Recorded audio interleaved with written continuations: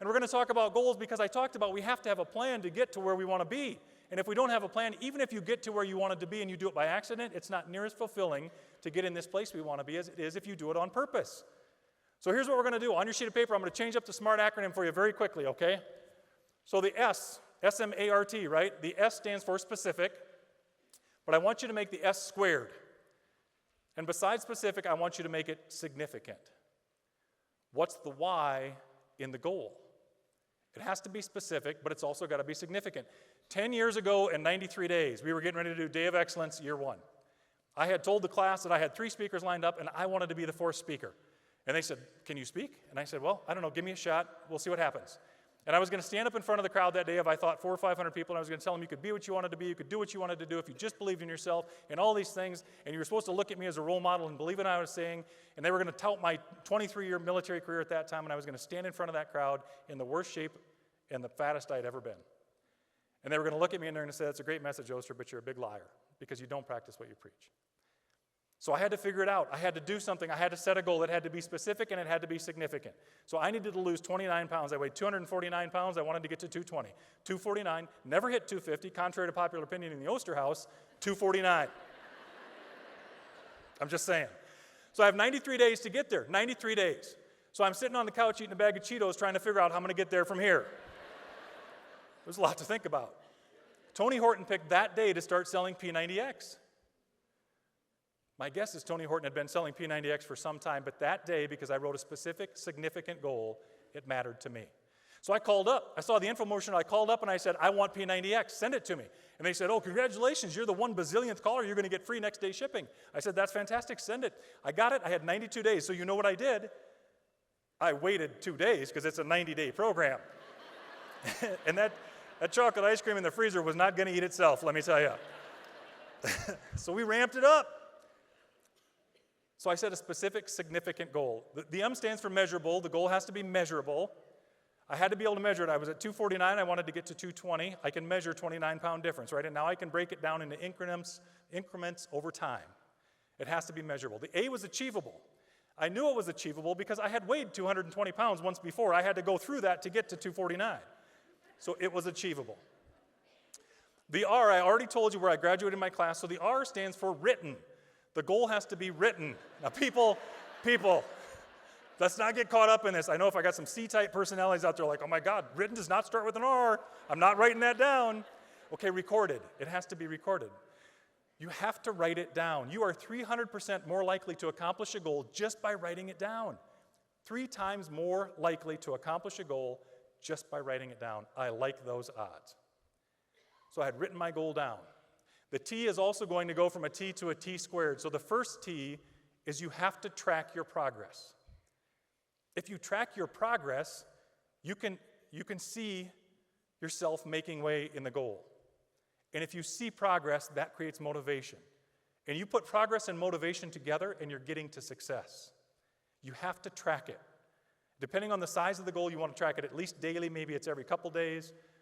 You have to track it. And then the other T, the T squared, is time bound. You have to have a deadline. I've given a goals presentation before, and I had a young lady come up to me, and she said, Mike, I'm doing that whole SMART thing. I'm doing everything you said. It doesn't work. And I said, well, what's your goal? And she said, I want to get a master's degree. And I said, well, how far along are you? She said, I hadn't started. I said, okay, well, you're right. It's not working for you. What's going on? And so she kind of walked me through it. I said, well, what's your deadline? And she said, well, that's the only thing I'm not doing. I don't have a deadline. And I said, oh, thank goodness. It is working. Congratulations. You're about to reach your goal of getting a master's degree. Never.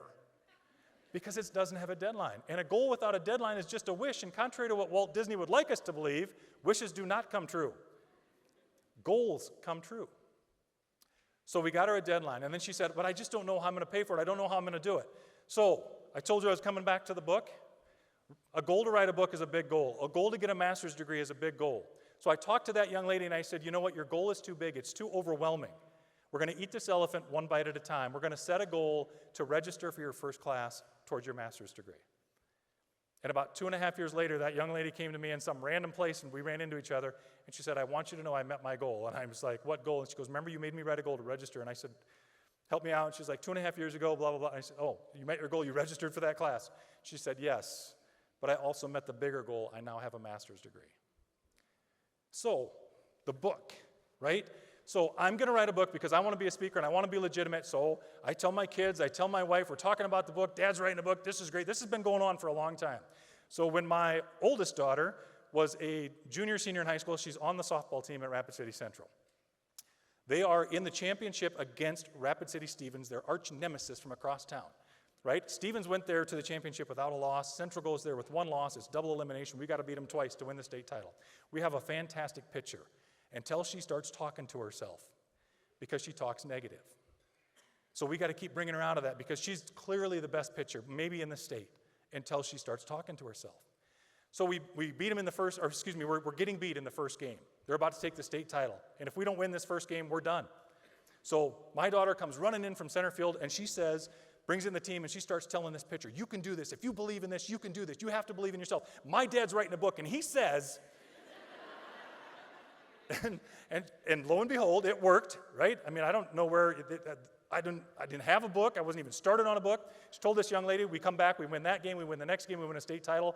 We're all happy, we're hugging. The pitcher's dad comes walking up and he goes, dude, where do I get your book?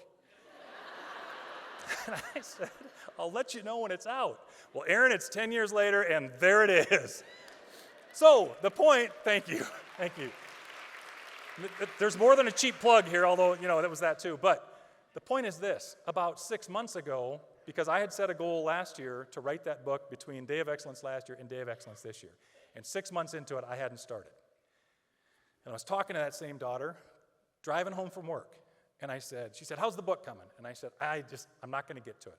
Got a lot going on, a lot of changes at work, at the massage envy thing. I just don't think I'm going to get to it. She said, Dad, maybe you need a goal to start a book.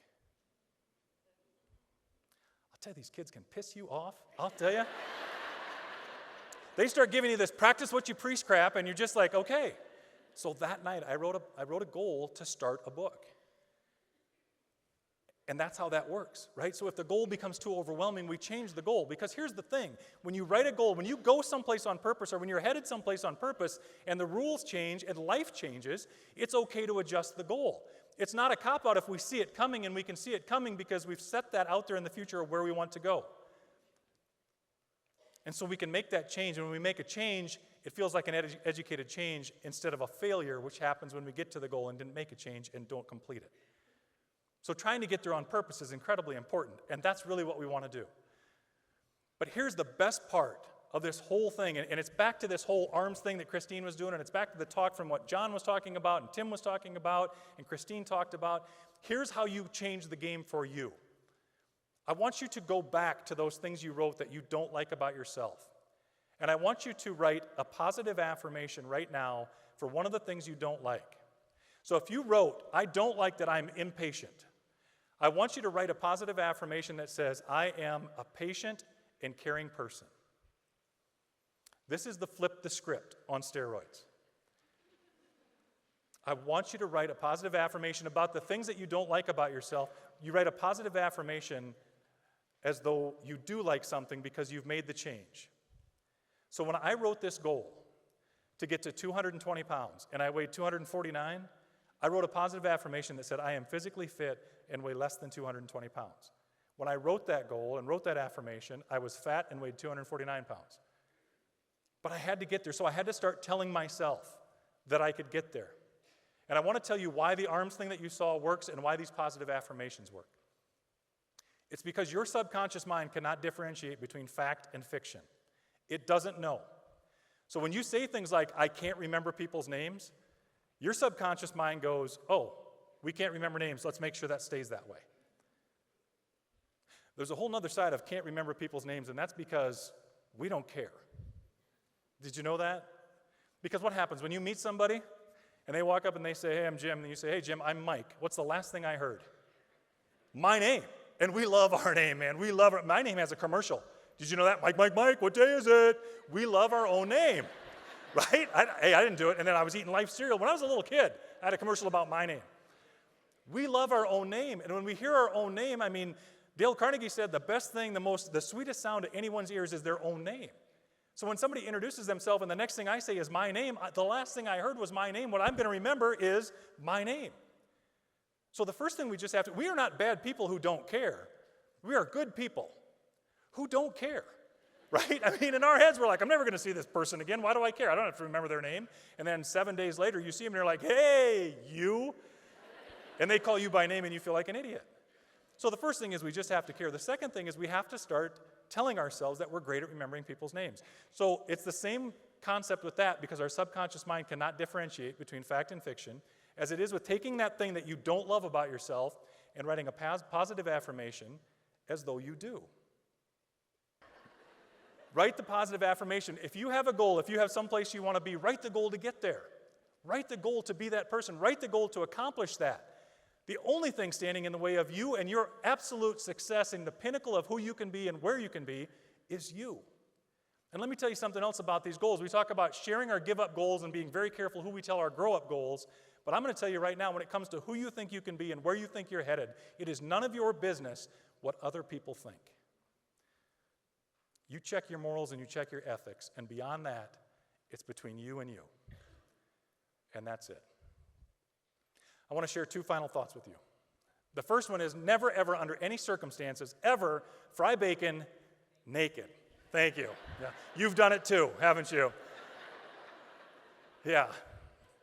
Well, the point of that is this stuff seems very obvious, right? It seems so obvious, but I'm telling you right now, mental and emotional fitness is way harder than physical fitness.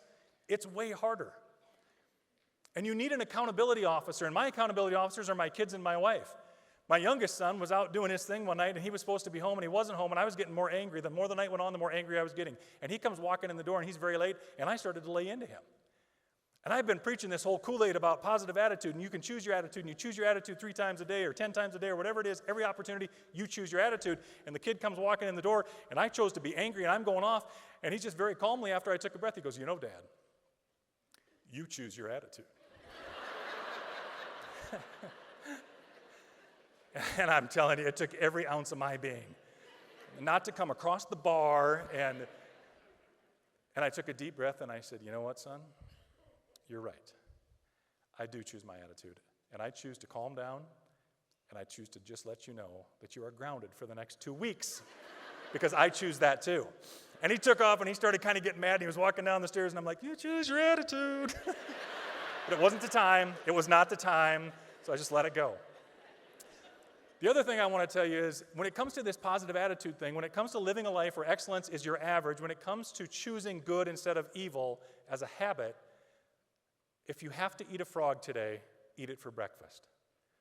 Mark Twain told us that a lot of years ago. If you have to eat a frog today, eat it for breakfast. In other words, if there's something hanging over your head that you don't want to do, if there's something hanging over your head that's bothering you, get it out of the way. And most people have heard that saying before, that if you have to eat a frog today, eat it for breakfast. What you haven't heard is the second part of that is, if you have to eat 2 frogs, eat the bigger one first. Because there's probably 2 frogs out in front of you every single day. So eat the frog, eat the bigger one first, and get on to your day. I truly believe it's just a choice. It's a choice, but if we can make it a habit, if we can make this choice a habit, it can be so much simpler. And you can start to affect the people around you. Because you can live where you want to live, you can be who you want to be, and you can succeed to the level that you want to get to if you'll get out of your own way and believe in you first. And start talking to yourself in a way that is making you better every single day. You're here today because you're the maintenance guy. You're here today because you want to make a difference in your life and the lives of the people you love. And for that, I commend you. Thanks for being here. Thanks for letting me spend time with you. God bless you. Thank you very much. Thank you. Thanks very much.